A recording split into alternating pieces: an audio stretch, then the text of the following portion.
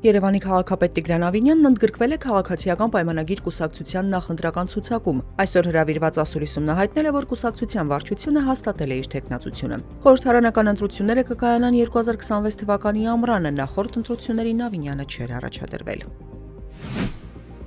Երևանում տրանսպորտային ցանցն ամբողջականացնելու համար դեռևս հարկավոր է 18 մետրանոց 249 ավտոբուս եւ 12 մետրանոց 30 տրոլեյբուս։ Ամփոփիչ ասուլիսում քաղաքապետ Տիգրան Ավինյանն ասել է, այս թվերի մեջ ներառված չեն հաջորդ տարի գնվելիք 45 տրոլեյբուսները։ Նոր ավտոբուսների շահագործման ժամկետը 10 տարի է։ Ընդհանուր առմամբ ըստ Ավինյանի մայրաքաղաքում հանրային տրանսպորտի խնդիրը կլուծվի միջնաժամկետ հեռանկարում 3-ից 5 տարում։ Ինչ վերաբերում է մետրոյի Աչափնյակի կայարանի կառուցմանը, ըստ քաղաքապետի ամեն ինչ արվում է հաջորդ տարի կառուցման բուն աշխատանքները կազմակերպելու համար։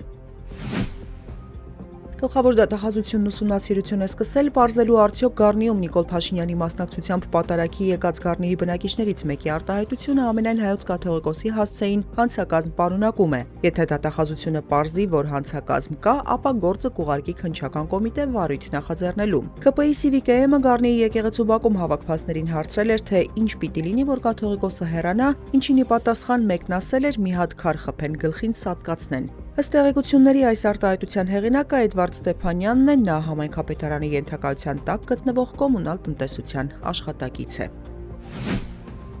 Կամավորների կոալիցիայի հանդիպումը տեղի կունենա Փարիզում հունվարի սկզբին, որի ընթացքում կհամաձայնեցվի յուրաքանչյուր երկրի կոնկրետ ներդրումը Ուկրաինայի անվտանգության երաշխիքների հարցում, հայտարարել է Ֆրանսիայի նախագահ Էմանուել Մակրոնը։ Թրամփ-Զելենսկի հանդիպումից հետո նա եվրոպացի այլ առաջնորդների հետ միասին հեռախոսազրույց է ունեցել ԱՄՆ նախագահի հետ, այնուհետև հայտարարել, որ առաջընթաց են գրանցում անվտանգության երաշխիքների հարցում, որոնք կենտրոնական դեր կունենան արդար եւ երկարատև խաղաղության կառուցման գործում։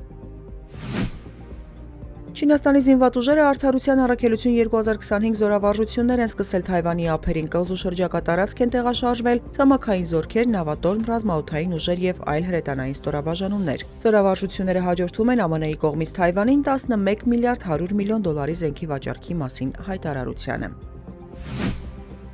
Ամանորի եւ Սուրբ Ծննդյան տոների կապակցությամբ Երևանի մետրոպոլիտենը կգործի հատուկ ռեժիմով, աշխատանքային ժամերում կլինեն որոշ փոփոխություններ, հայտնում է Երևանի մետրոպոլիտենը։ Դեկտեմբերի 31-ին մետրոյի աշխատանքը կսկսվի ժամը 7:00-ից եւ կշարունակվի մինչեւ 2026 թվականի հունվարի 1-ի ժամը 2:30-ը։ Տեխնիկական որոշ հարցերով պայմանավորված դեկտեմբերի 31-ի ժամը 23:45-ից մինչեւ հունվարի 1-ի 0 ժամ 15-ը, այսինքն 30 րոպե, Հանրապետության հրապարակ կայարանում գնացքները կանգ չեն առնելու։